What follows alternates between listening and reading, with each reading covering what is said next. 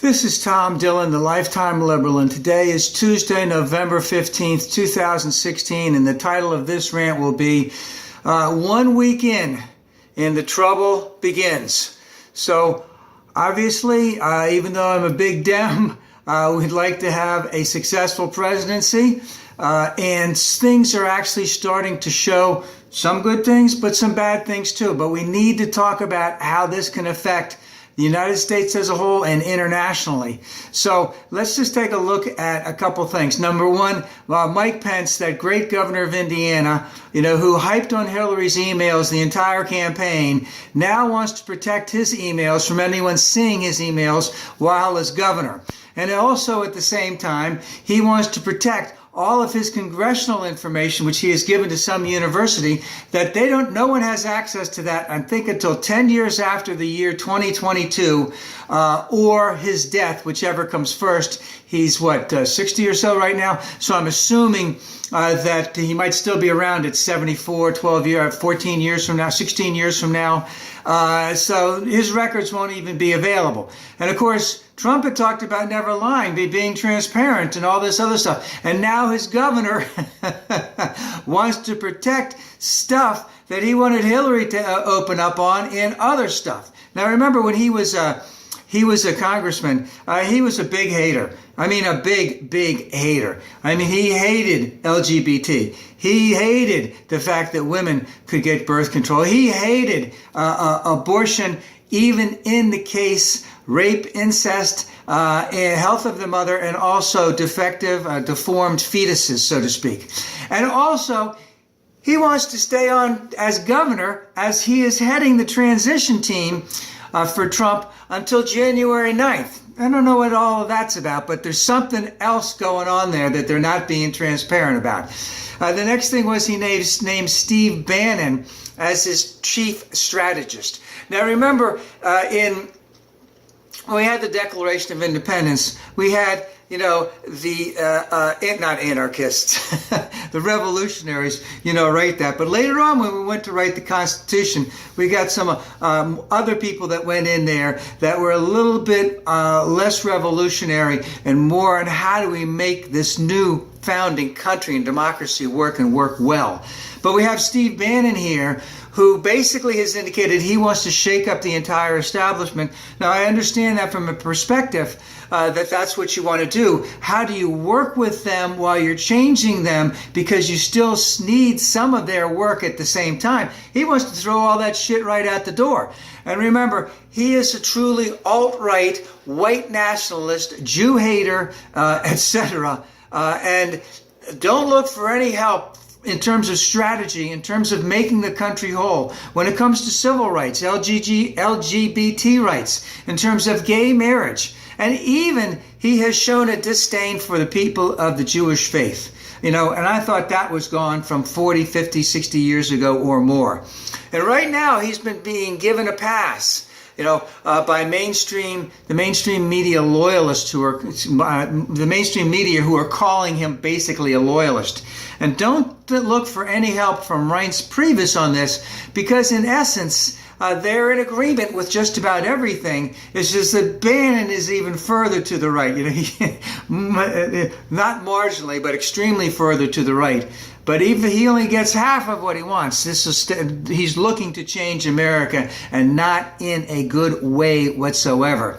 And there has already been pushback by Republicans and Democrats. Another troubling sign that the State Department and the Defense Department have not even gotten a call from the Trump transition team. Because like I said, usually these things are right in place. They get going right away. There are just rooms and buildings that are, and I known a guy that worked in there. They're all part of the transition. They bring in hundreds of people to work on this type of stuff. They bring in computer experts to do all of that stuff to make it all happen and work very quickly. And they haven't even bothered to call the State Department or the Defense Department. And we also have Paul Ryan, who will be the Speaker of the House. There was really no doubt about that anyway. But let's look at the trouble that he's going to have in dealing with Trump and dealing with his own faction of the Republican Party. Number one, Trump has indicated on several occasions that he'd like to do infrastructure spending. He'd like to increase the minimum wage, and he has said that seniors should be taken care of. Ryan doesn't want any of that stuff. He doesn't want any infrastructure spending. And the Koch brothers have already indicated that they're on Ryan's side and that they're going to go hog wild about that. He has also indicated that he wants to get rid of Medicare as we know it, which is going to hurt people like me a couple years out of being eligible for Medicare, block grants, health saving accounts, all, which is a big lie, because they'll all continue to reduce the cost, reduce the benefits of Medicare while increasing the costs and increasing the profit of the major owners of health organizations, etc. And of course, who is Trump going to listen to in a lot of these things as they're going on? Does he really want infrastructure spending? Because he said he was going to do this stuff. Does he really want to take care of the seniors? Does he really want to increase the minimum wage? Does he really? He said he's going to help the inner cities. He says he's going to help the schools. How are you going to do that if there's absolutely no increases in the spending in this area and in the ones that he's already mentioned in terms of infrastructure, in terms of Medicaid and increase in the minimum wage? They're DOA with Paul Ryan. He won't even bring that stuff for a vote. And again, the Koch brothers are behind him all the way. We also have the Freedom Caucus, who don't even like Ryan at all. They don't want any tax increases either. We're on the sequester right now, and the rest. Trump wants a big increase, I believe 50 billion or so, in defense spending above and beyond what it is. Now, because they own all the houses, they can probably get that through. But at the same time, are they going to be true to their thing? They're going to have to cut stuff all over the place in other agencies to do that. And of course, that's going to affect a lot of people.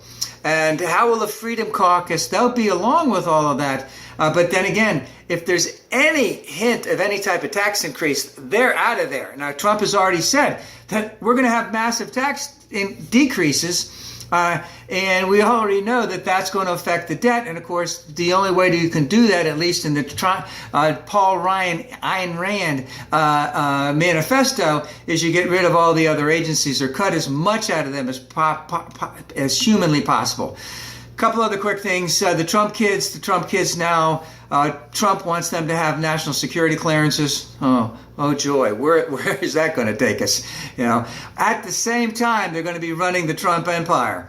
And the best thing I can say to anyone out there, if you ever have an opportunity to do anything with anything that's related to the Trumps, whether it's the Trump Hotel, whether it's Macy's, whether it's Ivanka, can't remember, her little clothing company, don't buy any of that stuff. Don't go into any of that stuff. Because, number one, let's get back to the clearance.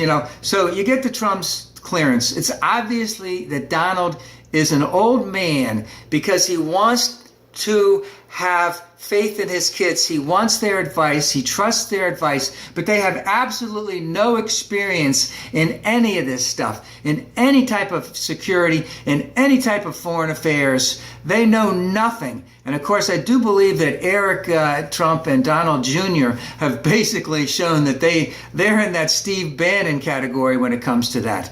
And who will he trust? Will he trust them more than national security advisors?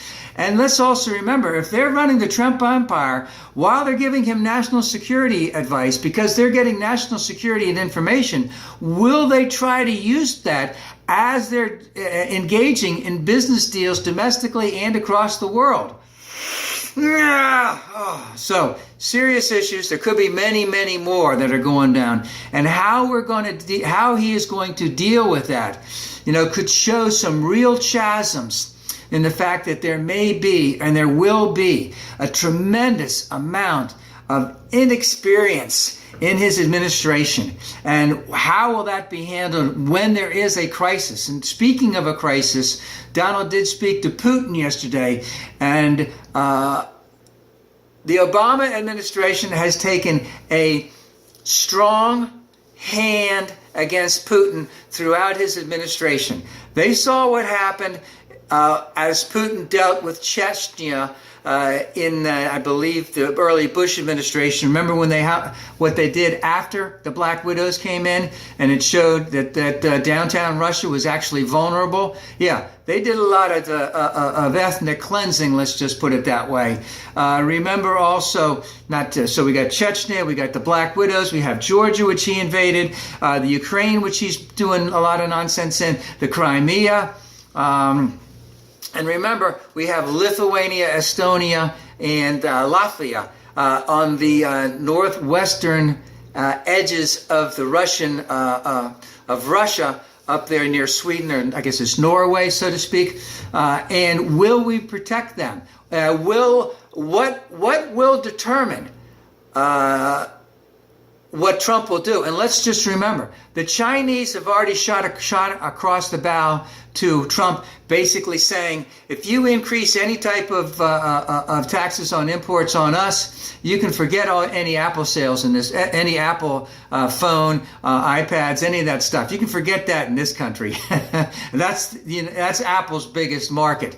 So they put their market down. Russia will do some other, they'll test them too. They'll make some big tests. And of course, Putin knows, he already has the psych profile on Trump. He knows how to play him. We'll see how that goes along. So there's a lot going on right now, and a lot of it is showing that there is a tremendous amount of inexperience. There's a tremendous amount of the fact that when I talked about those that wrote the Declaration of Independence were the revolutionaries. Those are the types of people that you would normally have on your campaign staff, but they're not the ones that you bring in to do governance, because you need to have good governance, and he's bringing some of them in. And I see some trouble ahead. Let's just hope for the best.